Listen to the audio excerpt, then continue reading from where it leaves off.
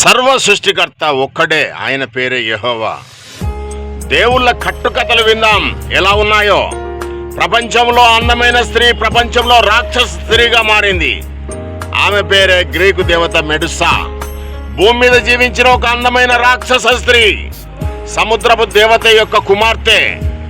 ఆమె కళ్ళను ఎవరైనా చూస్తే రాయైపోతారు వెంటనే. ఆమె జుట్టు నిండా విషసర్పాలుంటాయి.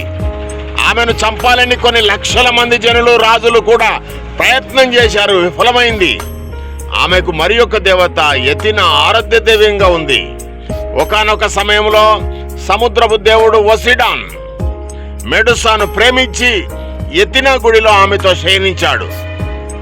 ఆలయం అపవిత్రపరచబడింది గనుక ఆమెను చంపాలని ఎతినా దేవత దేవతలకు రాజైన జ్యూస్ దేవుని కొడుకైన పెర్సియస్ను పంపింది.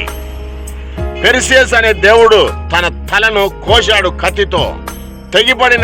తెగిపడిన ఆ తలను తన కవచంలో పెట్టుకున్నాడు పెర్సియస్ దేవుడు.